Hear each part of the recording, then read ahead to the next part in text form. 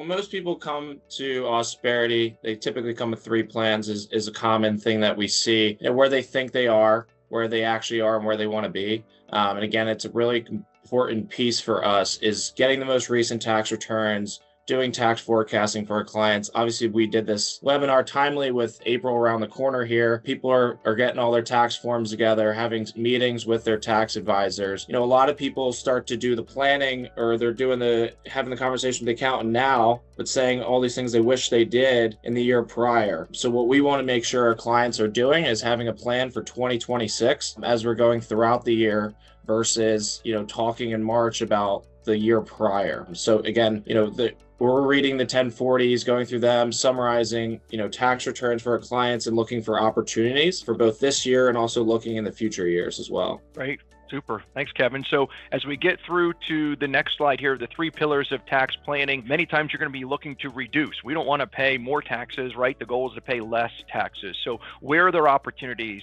for our clients to lower their taxable income? Where is it beneficial to delay taxes?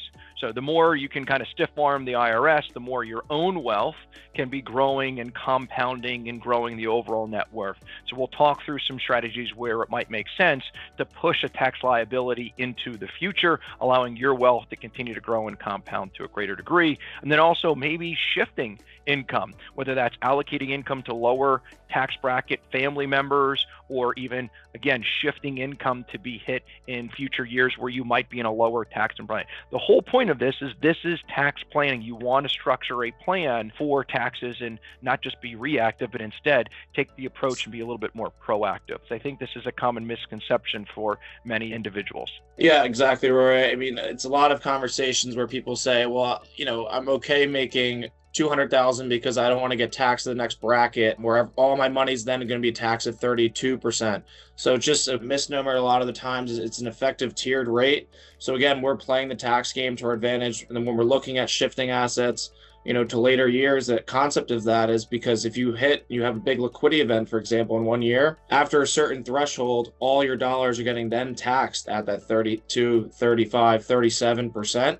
So again, when you push it out a few years, you can start to effectively have certain dollars at that 10, 12, 22%. Again, we want to be mindful of, what your true rate is. So again, we're looking at both your marginal rate, what tax bracket you're now hitting, but also what is your effective rate on your income for that year. So again, it's something to be mindful of. We're thinking through there's a difference, right? We just want to make sure people are aware of your effective rate and your marginal rate are different things. Yes, and the marginal rate really should be what's driving most of the planning. There are some massive jumps. Look at the tax rates there. You take a 12% rate, the next rate increase is at 22%. So that's the single largest jump in the tax code, is when your income leaves the 12% bracket and then all new income is taxed at 22%. So many times that's a key planning item. We look for Roth conversions. Where can we leverage and utilize that 12% bracket? Let's transition into W-2 employee strategies. Right away, the common ones, the 401k, 403b is their preferred source for employees in terms of how they're saving for retirement. You can make pre-tax contributions, Roth contributions, or a combination of the two. The limits have been increased for 2026. Now it's $24,500 as the limit, with an $8,000 additional catch-up. We also have flexible savings accounts, which could be an added benefit. We keep in mind for flex savings accounts, this is a use it or lose it, but you're utilizing pre-tax dollars to pay for certain expenses. Also, many times there's the employee stock purchase plans that companies allow you to purchase your own company stock at a discount. That could be very useful. HSA is something, people really try to take advantage of, especially our clients, because the triple tax benefit is the concept, right? So you're getting the deduction on your dollars, and then they're going to go tax-free. And then when you withdraw the money later on in life, it will be tax-free again. On that is if it's used for medical expenses. If you don't use it for medical expenses, it's penalized at 20%. So again, that's one piece. The other big thing that I see clients missing out on, what the plan actually is versus what they want, is people forget you need to invest the HSA. So a lot of people have this HSA account they're contributing for the last 10 years and saying, but this account hasn't grown. So, one of the things we're doing, making sure for our clients is truly investing that account too, to get the tax-free growth and get the benefit of it as well. Deferred comp, same concept of delaying the dollars later. It's another thing where deferred comp is using a portion of your income and delaying it to later on. Because let's say your income is 400,000, you have 100,000 go to deferred comp. You put that in a separate investment account. And then when you're not making what for a lot of executives, the most income they've ever made right now, those future years, maybe if you retire 62 before Social Security starts hitting, pensions, other income, you can defer that, and again, for later years. So it's again a tax planning opportunity that we look at for clients on how much makes sense to be deferring in your compensation wise. Yes, I think corporate employees should really be aware of all of the different opportunities that that company is providing. Do you have access to a flex savings account? Should you be utilizing it? Should you be participating in a high deductible plan? Well, that unlocks the opportunity to then invest into the HSA. How are you taking advantage of the 401k plan? Is there a stock purchase plan? So there's a lot.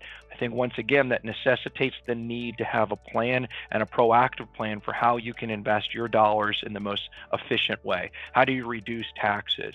Well, again, as Kevin mentioned, the deferred compensation program might be more beneficial for someone who's in a higher tax bracket now, but might be closer to retirement. We've also had a lot of clients start leveraging the deferred compensation that their employer was allowing as they're getting closer towards retirement, something that many of them didn't even know was available to them or truly didn't understand it. So this is complex stuff, and a lot of the companies are not providing the education, which is where we step in to try to analyze, well, what's available to you? How do we utilize them most effectively? The mega backdoor Roth is an item that I think every corporate employee should at least revisit on a yearly basis to see if their plan allows it.